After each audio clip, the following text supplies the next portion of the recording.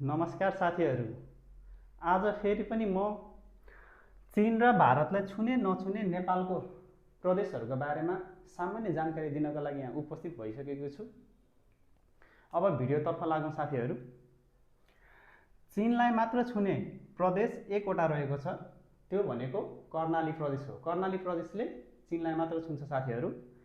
त्यसै गरी भारतलाई मात्र छुने प्रदेशहरू दुईवटा रहेको छ साथीहरू, त्यो भनेको मध्य प्रदेश र लुम्बिनी प्रदेश।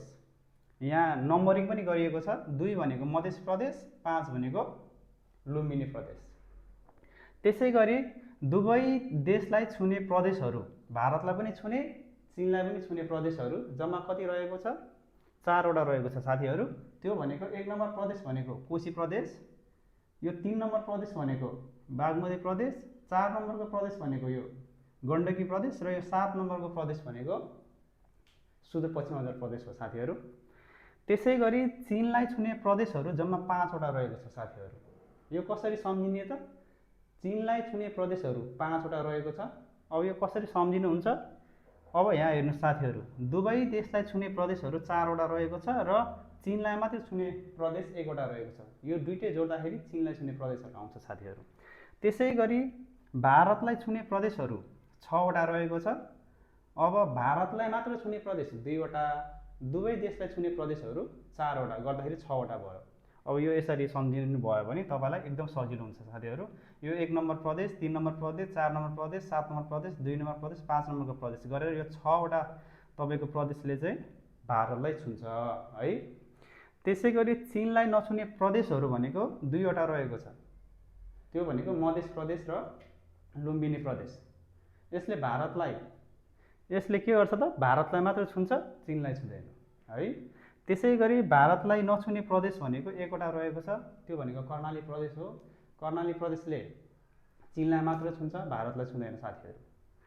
अनि यो जुन नम्बरिङ गरिएको छ साथीहरू, 1 2 3 यसरी नम्बरिङ गरिएको छ, यो नम्बरिङको अर्थ के हो भनेर यसमा खुलाएर दिएको छ यो नोटमा है, हेर्नु होला है। स्क्रिनसट पनि लिन सक्नुहुनेछ तपाईँले है।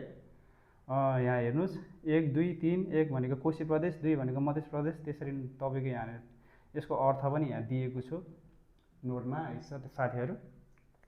त्यसै गरी तपाईँको के अरे भारत र चीनलाई छुने नछुने नेपालको प्रदेशहरूलाई चाहिँ भेनचित्रबाट झन् सजिलोसँग यसरी पनि बुझ्न सकिन्छ साथीहरू।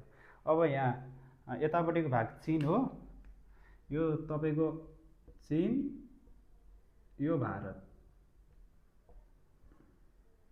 अब चीनलाई मात्र छुने यहाँ साथीहरू कर्णाली प्रदेश, भारतलाई मात्र छुने मध्य प्रदेश र लुम्बिनी प्रदेश, र दुवै देशलाई छुने साझा भनेको चाहिँ 1 नम्बर प्रदेश, 4 नम्बर प्रदेश, 3 नम्बर प्रदेश र 7 नम्बर प्रदेश रहेको छ साथीहरू।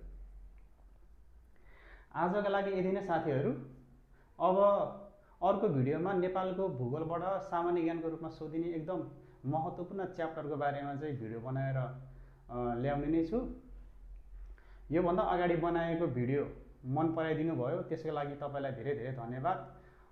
अहिलेको यो भिडियो पनि मन पर्छ भने तपाईँले हामीलाई फलो गर्न सक्नुहुनेछ।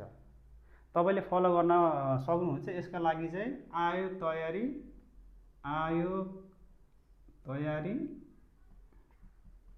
अल इन वान भन्ने हाम्रो फेसबुक पेज अनि युट्युब च्यानल र टिकटक पनि छ। यसमा तपाईँले फलो गर्न सक्नुहुनेछ। हस् साथीहरू, हस्, धन्यवाद।